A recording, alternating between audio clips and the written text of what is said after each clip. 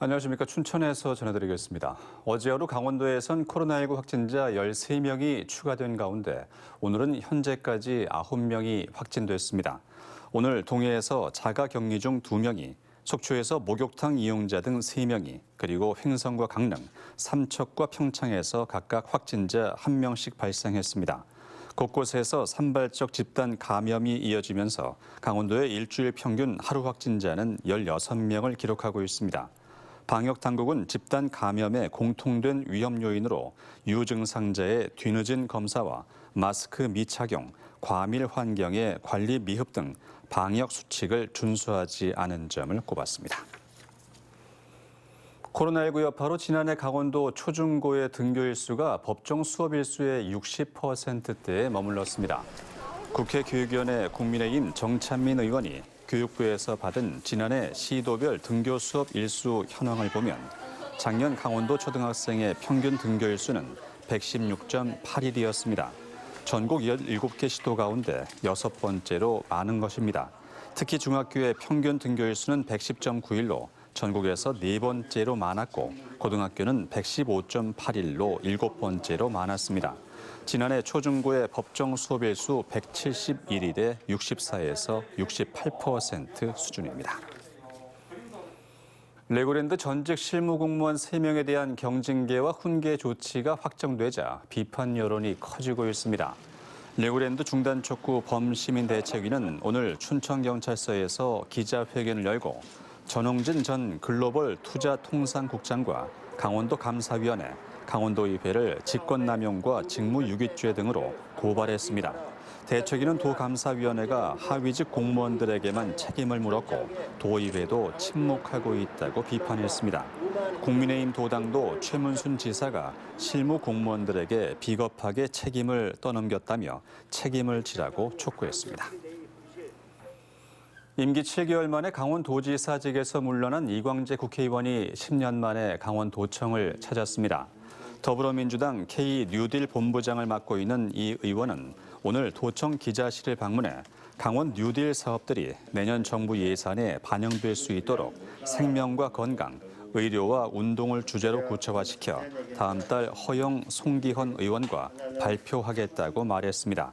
대선 출마 여부에 대해선 코로나19로 역사적 전환기에 꼬치점에 있는 상황에서 시대의 요구에 맞는 과제를 해나가는 것이 중요하다며 말을 아꼈습니다.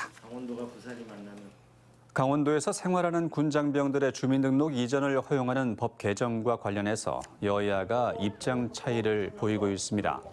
강원도 의원들은 오늘 본회의를 마친 뒤 의회 앞에 모여 강원도에 15만 명의 군 장병들이 주둔하고 있지만 주민등록 이전이 안 돼 교부세 등에서 손해를 보고 있다며 이번 국회에서 주민등록법이 꼭 개정돼야 한다고 주장했습니다.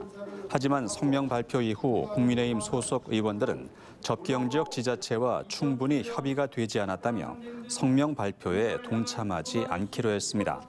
이에 대해서 더불어민주당은 일부 자치단체장이 군장병 선거권 문제로 주소 이전을 반대한다고 비판했습니다. 4월 7일 재보궐선거가 강원도 내에선 실시되지 않지만 서울이나 부산 등의 주소를 둔 유권자들을 위해서 강원도 선거관리위원회가 오늘부터 20일까지 거소투표 신고 기간을 운영합니다. 신고 대상자는 재보궐선거 실시 지역에 주민 등록이 된 사람 중에서 중대한 신체 장애로 거동할 수 없거나 투표소에 갈 수 없을 정도로 멀리 떨어진 곳에서 근무하는 군인 등입니다. 올해 코로나19 확진자도 거소투표 대상자에 포함됐습니다.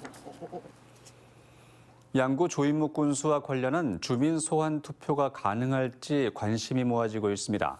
양구군 선관위는 양구 청년경제인연합회 이모 대표가 제기한 조인묵 양구 군수에 대한 주민 소환 투표를 실시하기 위해선 오는 27일까지 주민 소환 투표 청구서와 소환 청구인 명부가 제출돼야 한다고 밝혔습니다. 선관위는 청구인 대표가 양구군 유권자의 15%인 2,812명 이상 서명을 받아 제출할 주민 소환 청구인 명부에 대한 심사를 거쳐 주민 소환 투표를 결정합니다.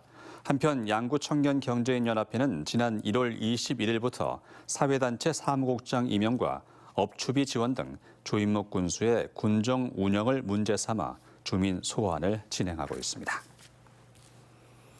춘천 캠프페이지 토양오염 조사가 이달부터 본격 시작된 가운데 오늘 파낸 흙 가운데 일부에서 기름 냄새가 나 정밀 조사하기로 했습니다.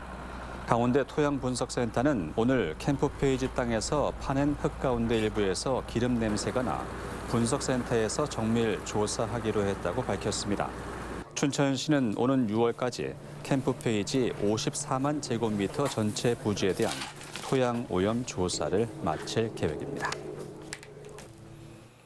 중국발 황사의 영향으로 철원 등 영서 지역은 미세먼지가 매우 나쁨 수준을 보이고 있습니다. 한국환경공단 에어코리아에 따르면 철원이 한때 155 마이크로그램을 기록해 매우 나쁨 수준을 보였고 춘천이 110, 화천이 109 마이크로그램 등으로 나쁨 수준을 보이고 있습니다. 강원도의 공기질은 내일 오전까지 좋지 않을 전망입니다. 기상청은 노약자와 호흡기 질환자에게 외출을 자제하는 등 건강 관리에 각별히 유의해달라고 당부했습니다. 지금까지 춘천이었습니다.